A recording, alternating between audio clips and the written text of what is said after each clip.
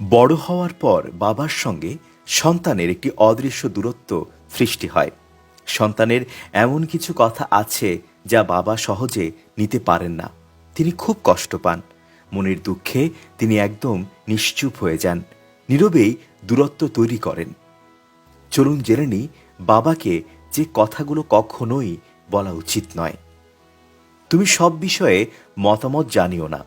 অনেক ক্ষেত্রে ঝগড়ার সময় আমরা বাবাকে এই কথা বলে ফেলি, তখন তার মতামত আমাদের কাছে বাড়তি লাগে, অথচ এই কথায় তিনি খুব কষ্ট পান। একবার ঠান্ডা মাথায় ভাবুন তো, বাবা কি কখনো সন্তানের খারাপ চান? তার মতামতের কি আসলেই কোনো গুরুত্ব নেই? এরপর থেকে এই কথাটিকে একটু অন্য রকমভাবে বলুন। বাবা ভুল মত দিলেও বুঝিয়ে বলুন, আমি বুঝতে পেরেছি, তোমার কথা আমি ভেবে দেখব।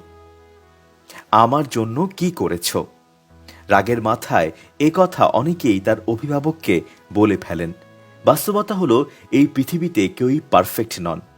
অভিভাবকদের কাছ থেকে আমাদের যতটুকু প্রত্যাশা থাকে সব ক্ষেত্রে তা পূরণ হয় না, তাই মনে রাগ জমে যায়।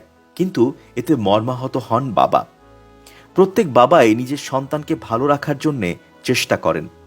আপনার অজান্তেই হয়তো তিনি অনেক কিছু আপনার জন্য করেছেন, তাই এমন কথা কখনো বলবেন না। তোমার সঙ্গে থাকতে চাই না। বড় হওয়ার পরপরই সৃষ্টি হয় বাবা মায়ের সঙ্গে মতবিরোধ। কারণ আমাদের নিজেদের জীবন দর্শন তৈরি হয়। অনেক ক্ষেত্রেই তখন বাবার সঙ্গে মতের মিল হয় না। মনোমালিন্যের সময় বাবাকে এই কথা অনেকেই বলে ফেলেন যে তার সঙ্গে এক বাড়িতে আর থাকতে চান না। এমন কথা বাবাকে না বলাই শ্রেয়, এতে তিনি খুবই কষ্ট পান। তুমি কিছু জানো না। রেগে গেলে আমরা কি বলি তার কোনো হিসেব থাকে না। তখন অনেকেই বলে ফেলে, তুমি কিছু জানো না। এমন কথা বাবাকে কখনোই বলা উচিত নয়। পরিবর্তে তাকে বুঝিয়ে বলতে পারেন। আপনার মতামতের গুরুত্ব বুঝিয়ে দিতে পারেন। পরিস্থিতি তাকে সুন্দর মতো করে বুঝিয়ে বললে তিনি ঠিকই বুঝবেন।